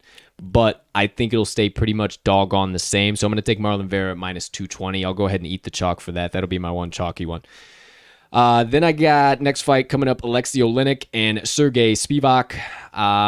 Man, Alexei Oleinik, the king of the Ezekiel choke. One of the nastiest chokes in the game. He's got the reach, about the same height. They're right about the same significant strike and everything going on. If I do, yeah, because Oleinik's coming off those back-to-back losses after back-to-back wins. Oh, boy. The Sergey guy has been pretty doggone good, too. He beat Carlos Felipe by majority decision, and Carlos Felipe actually just won a beautiful fight last weekend on the Adesanya and Vittori card. And then, oh, man, he also beat Jared Vanderaa, which Jared Vanderaa is a bad dude, and he just beat Justin Tafa in a 3-round banger, and we all know how good Justin Tafa is. So, man, I think just because I think this is Spivak's time, he's 12-2. He's trying to make some moves in heavyweight, and Oleinik, after those last 2 losses, I think this is priced pretty doggone accurately with Oleinik at plus 180. Now, once again, if it goes Oleinik above plus 200, I will most likely change it, but I will take Spivak at minus 235. You think the age difference is really the end-all be-all in this one? 43 for Oleinik, 26 for Spivak. That's kind of where I'm leaning on that one. Yeah, a lot of times it does play into that. I mean, it depends. You never really know if it's going to be a big thing, but yeah, I would definitely say so. I mean, it scares me often to take big favorites like that, but the name you're getting in Sergey Spivak and Marlon Vera, I'm not too worried about eating that. So yeah, I like it. I'll gladly take those. And then this one is going to be the hardest one for me, my friends. I really don't know what the fuck to do here. Yeah. I absolutely love TKZ. Don't know who I'm talking about. Chan Sung Jung, the Korean zombie. That is TKZ. Gosh, he is so good. He's one of my favorite fighters of all time. Got one of 2 twisters in the UFC submissions. I do believe twisters one of the hardest submissions you can ever attempt, let alone accomplish in your life, complete. So he's sick as shit. But Dan Ige is on a roll right now. Dan Ige is so fucking good. And I mean, these guys are so incredibly matched. It just, I don't know. The biggest thing for me in this one is that Dan Ige lost to Calvin Kattar, and Calvin Kattar is pretty damn similar to the Korean zombie TKZ, striking style. But what fucking gets me the most is how bad Brian Ortega touched up TKZ. Yeah. Now, is that just because now officially Brian Ortega is going to get the belt from Volk after this tough season? Is this the Brian Ortega finally we're about to see him turn shit up? I think so. So, man, with that all in mind, with everything, I mean, golly, and fought since 2020. Oh, and Ige's fought recently. Little bit of ring rust versus Ige not scared at all. I don't want to bet against my boy. Fucking no. Fuck. But I want to win money. Well, I'm now 3-4 in my last 7. I was fucking 3-1 in 4, and now I've lost my last 3. So because I've gone with guys I absolutely love, and I think this is just old Ige's time. I don't know. It's awfully scary, but I'm gonna hammer it in, lock it home, no question. Right now, Chan Sung Jung needs the rebound. TKC needs a rebound. You got odds on that, bad boy? The odds on this one, man, stay locked in. Make sure you follow me on the Action Network. I might change it to fucking Dan Ige by the time the card kicks off tomorrow. I don't know, but right now, Korean Zombie. Odds on that bad boy, plus 2,447. You drop $10, burning a hole in your pocket, you're getting a fresh $250 in return. So if you're down to ride with me, we got a beautiful one coming up. Let me snap my screenshot so I don't forget what all I told you guys, and I can make any changes I need to later. There we go. Bingo, bango. Get those out of here. Get those away. All right, let's wrap up. Yeah, let's today's through these rants and reactions. All right, just a few quick things to talk about as far as the NBA and the NHL go. NBA last night, my friend, we had obviously the game that I did not expect was going to happen. Now we got a game 7. Really seemed in my mind that the refs were trying to force that game 7, but hey, maybe it was just because I had the Nets at +6. Yeah, you never know, man. Yeah, there's definitely some skepticism that you can bring in those types of stuff, but the Bucks just had the juice at home, I think, in this series. But we're gonna have to see a big performance from Kevin Durant in Game 7, and some type of resurgent performance from James Harden, I think. And I mentioned it earlier in the series, but I think Joe Harris is gonna have to show up, and that Nets defense is gonna have to slow down Giannis and kind of get back to what they were doing the first few games of the series, if possible. So. Going to be interesting. I am excited for it. I believe that is tomorrow night. Yes, it is. And then tonight we got the 2 heated matchups, 2 huge matchups tonight. Both the Hawks and the Clippers have 3-2 series leads. Can the Jazz or the 76ers tie it up and force Game 7? Maybe we have all 3 going to Game 7 now, and we all have to wait even longer. That would be insane. But we got it coming at you tonight. Little bit of news. Mags, is fucking Dallas burning to the ground, or what has happened with the Mavericks organization? I don't know, man. Rick Carlisle out. Apparently he resigned. Sometimes that's instead of us firing you, we will let you resign so it looks better on your resume. But you got to think there's some type of trying to appease Mr. Luka Doncic going on there. Because as I mentioned, I don't remember if it was yesterday or the day before, Mark Cuban is going to do everything in his power to do everything right by Luka Doncic. Rick Carlisle's also been there for a long time. Maybe it was just his time to hang up the suit. He's got a title under his belt. But at the same time, you would have to think he might want to stick around for the whole Luka Doncic era. But like I said, I have to imagine at least the GM part, if not this as well, has to be something along the lines of appeasing Luka Doncic. So if this is about appeasing Luka Doncic, then in the case of the Boston Celtics trading Kemba Walker, who are they trying to appease? Yeah, I would say that's just... So the move itself is interesting because, a lot of fans were just calling for Kemba to move out of there. He's had a lot of knee issues. I think if they had that one back, I've always liked Kemba. He's been a solid player. Cardiac, solid baby. To very good. Cardiac, baby. It's hard to ignore those knee problems, man. They're not any joke. But I'm interested to see what they do with this trade because when I saw it, I don't think the picks were released. So maybe they're getting a good pick back because they're getting Al Horford back, who starting to get on the last, not just back 9 of his career, the last 3-4 of his career, to use that same analogy. And they already had him in Boston.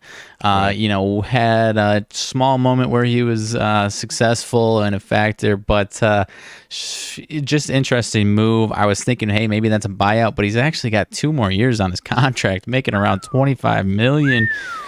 So maybe just a situation where they really, really wanted Kemba Walker out of there, didn't want to deal with those knee issues, and see maybe they'll buy out Al Horford. I don't think so. I don't know what's going to happen there. Interesting move, though. Yeah, very interesting move. I saw that this morning, and I was like, oh, well, that makes no sense whatsoever. Who are you going to get for a point guard? But, all right, we'll see what happens with Boston. And there is a handful of teams that do not have head coaches right now. So there is still plenty more to come out, and we have plenty of ranting and reacting to do on it. But for now, heading on over to the NHL ice, got the Habs and the Golden Knights tonight. I already kind of talked about that in our Primetime Parlay, so don't have to waste a whole bunch of time on that. But boy, oh boy, am I looking forward to this game. We need it. We need it big. We get the 2-1 lead and then maybe the 3-1 lead. No, we could be looking good. We could be looking good. But we'll see what happens. Fingers crossed for the old Habs tonight. Lightning last night. Told you took game 3 and now 2-1 series lead.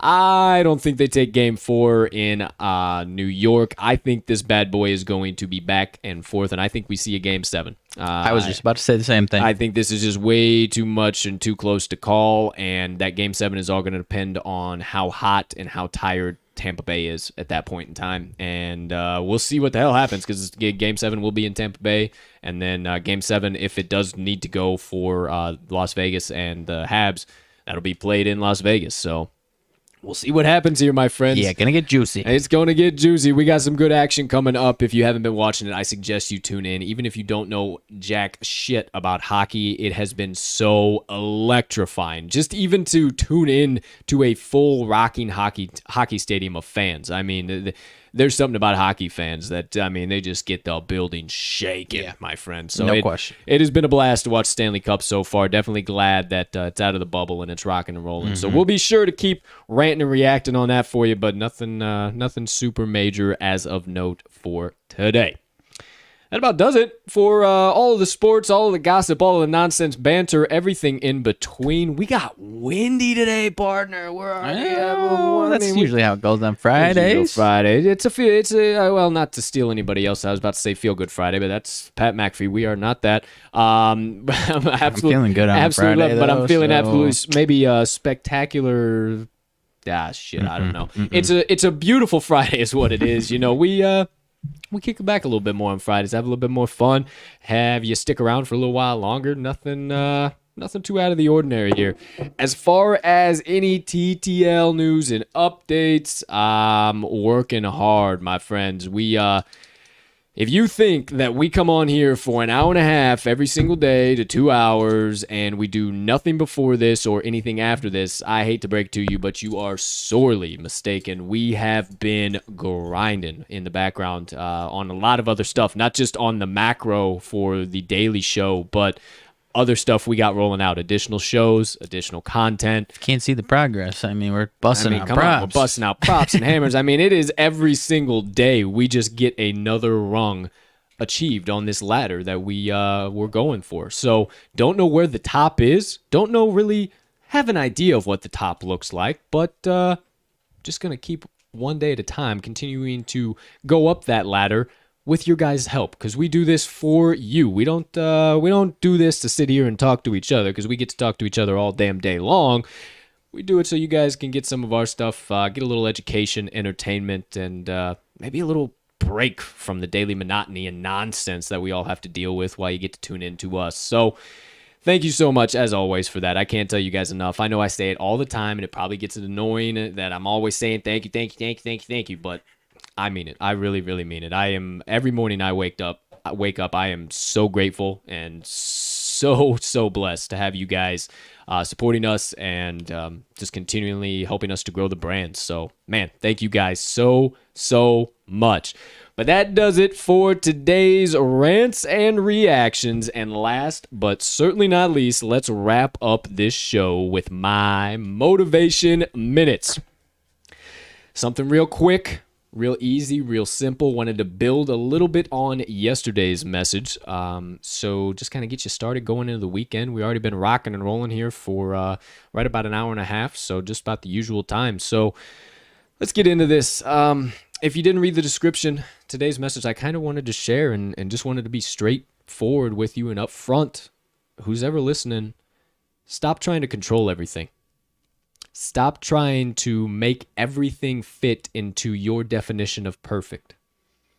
I'm the first person to raise my hand and say I'm a perfectionist, and it's a downfall for me. It gets me into a lot of trouble from time to time. Now, it is a good thing here and there. It helps me continue to grind, to be in love with the process and not the product, and to continually seek the best out of everything that I do, but it can also get you in a little bit of trouble, because if things don't turn out the way that you expected them to or the exact way you wanted, it can cause some issues and problems in other areas of your life that you didn't even really mean for it to cause. So really, the main thing here is you just got to let things be. Stop trying to fit every single thing into the circle peg into the circle hole every single time. Make it perfect. Everything's got to fall in line. If it doesn't happen this way, then everything is just a wash. Life doesn't work that way. And another key point I wanted to bring up is if you are spinning the wheels, if you will, in life, and you're in the same spot and you're not seeing the results you think, and you can't find the answers to the problems that you've been trying to find, and there's more obstacles than there seems to be opportunities, maybe it's time to just be still and let life happen. Stop trying to make your life something that it's not. Maybe you're not attaining those certain things because that's not the direction your life's supposed to go in. Maybe that date didn't go well because you're not supposed to be with that person. Maybe you had that shitty interaction at the grocery store because you're never supposed to go back to that one anymore. Stop trying to control everything and make everything fit into your story, because we're all interconnected. It's all one big story. And the sooner you realize that, the sooner and easier this life becomes. Because the harder you try to control it, the harder this life will fight you. It will throw more problems at you. It will throw more anxiety, more drama, more issues. And in turn, that's only going to affect your mindset. And it's only going to turn you into a negative human being. And why would you want to do that? So it's time to take a step back a little bit. If you can't find those answers, if you're running into more obstacles than you can find opportunities, slow down, be still, and just let life happen. Stop trying to control every single thing and maybe just let it be and see how it plays out. Because actually, if I do say so myself, a lot of the times that I just sit back and be still are when some of the best damn things happen. Because I really don't have control over my life at the end of the day. There's a lot of other stuff and a lot higher power that's got control over my life. I know who I am and whose I am, and the more I try and control it, the less it goes the way I thought that it was going to anyway. So I have decided to let go and let my life start happening and just give my best effort every single damn day and be the best version of Colton Soroka that I can be. So whatever your name is, insert blank in there. Just let life happen and be the best version of you that you can be today. Stop trying to control everything. Just let it happen. Start this weekend. Start right now. Start the moment that this stream is over. Just let it be. Relax. Let life happen.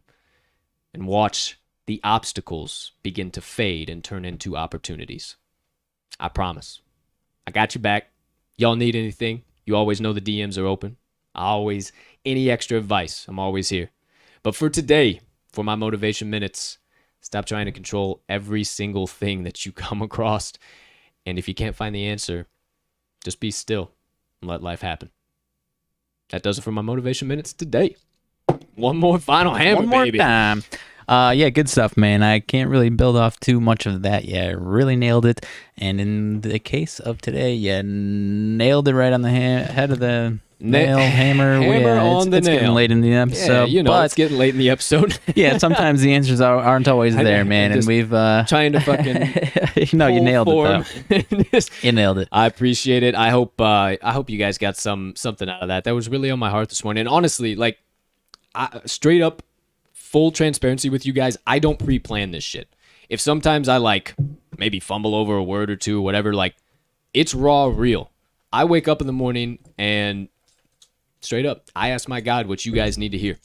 And I get filled with a specific message, and then I just kind of go from there. And that's how I'm going to keep doing it.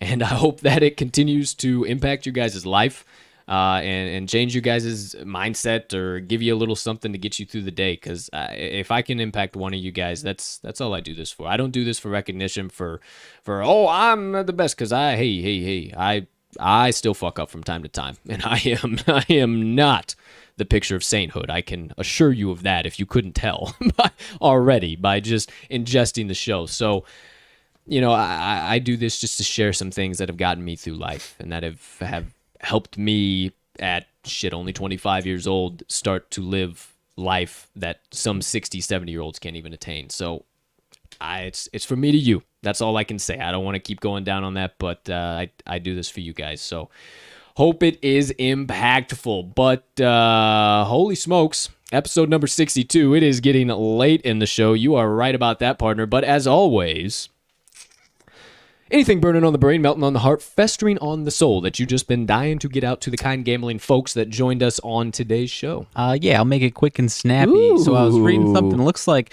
fantasy football punishments are back, at least in the Twitter sphere, talking about it. Got me thinking that we, for whatever reason, that is like one of the only things that we have not implemented into our own fantasy I don't league. know why. Neither do I, but this one got my wheels turning on that, and it's also a funny one. I would be down for something like this because I did read about it. Did you? Okay. So apparently this specific punishment, the person who finished last place, I want to say he was a journalist. I could be wrong about that. But the punishment was to spend an entire day in a Waffle House. 24 hours. 24 hours. But every waffle that he ate, you take off an hour off of that. So he ended up sitting there for 15 hours. 15 hours at this Waffle House, ate 9 waffles. So you're telling me you can't take more than 9 waffles? So that's kind of where I'm going with this. How Cousin? many do I think I could nail in 24? Well, depending on how many hours I'm there. Bro, but you're telling me I could take down... Oh, well, I guess I could take down a waffle an hour and be there for 24 hours, you dumbass. that seems... well, yeah. Well, no, then that would be 12. I can't believe I just... It's like I could definitely eat a fucking waffle an hour. Then I'm there for the whole time. No, because I mean, I'm sitting down. I'm sitting down and I'm smashing 2 waffles right away. Take off 2 hours. Four waffles. You think 4 right away? I Okay. could crush 4 waffles right away, but then I'd be pretty fucking miserable. Right. So I don't know. That's the thing. I don't know what my backup window would be there. Like from digestion to Miss Waitress ready for another syrupy bastard right in front of me. Yeah. Do they get to go outside and a little smoke? Right. I don't know. Because you might need that if you're smashing 10 waffles in a 10-hour period. Yeah. But then obviously the pictures are funny because he was like, oh, wait, we tipped them well. Grateful that they were so accommodating to us. But, it got to the hour where all the Waffle House employees were like taking smoke breaks. So they were literally in there by themselves. And they're That's like, hilarious. oh, this is just bizarre. Yeah, what are we doing this for? So I'm going to say at least 12 waffles and I'm cutting it down to 12 hours. At least. Yeah, I would say at the very least I'm cutting it down to 12 hours. Like you get me in there at like 7 a.m., I'm out of there by 7 p.m., no doubt. Like, I'm out of there by 7 p.m. Like, I can get 12 fucking waffles down within 12 hours. I'm a pretty good force eater, forcing myself to eat if I really need to. Doesn't matter how stuffed I am. Like, if I really decide that I'm trying to eat all this food, I can stuff it down. Just throw it down? Yeah, I can stomach it, so... Whew. I tried to do that one time about- at the Golden Corral. Give me 23 in the first hour. No, I'm kidding. Oh, Don't do that. No, I tried to do that one time at the Golden Corral. I thought I was hot shit after about 4 or 5 plates. I was like, fuck, I get a whole plate of dessert. I got that. It was like back in high school. We got back on the bus. We started riding. I had to have the damn bus pull over on the side of the highway, just fucking yakking in the ditch. I was so destroyed, dude. It was so bad. I am not one to continue to pack away food. I actually, in high school, used to go around to like all the surrounding towns and do like the food challenges, Mm-hmm. I don't know a one that I didn't yak after. I mean, they were so rough. Goodness gracious. They are so rough. Don't know why my mind went into that. Oh, because we were just talking about eating the waffles and all the stuff. Either way. But there you go. Never know, as always, what you're going to get here at the Talking the Line pod. But you heard it here first. Fantasy football punishments are back, and young man spends 15 hours after only eating 9 waffles in a 24-hour span, or, well, the 15-hour span per Riley Magnuson. Appreciate your sidebar. Of course. Love it, love it, love it. All right, my friends. Well, I suppose that about does it. We're going to miss you guys. We hope your weekend is going to be just filled with nothing but good vibes, good energy, positive people, positive forces, great stuff to do, cold brews, nice toasty smoky smoke, whatever you like to do. We are sending the vibes that it is going to be the best that you've ever had it right now. Sending the vibes your way. It's already done. It's already completed. Yep. It's good to go. You guys ain't got to worry about it. The next thing you do is going to be the best thing. As soon as you start your weekend, it is going to be the best version and the best way you've ever done it before. So just get ready for that shit. Outside of that, Good. Oh, follow us on the Action Network app. I am at cash_with_Colt, at RMags, all caps, and at Talking the Line. Super easy. Quick reminder, hit the link tree in this episode's description so you can follow us on all of our social medias and check out all of our other content whenever you want, however you want. We make it super, super easy for you, and we're on every major platform that you love, so we make it super easy for you.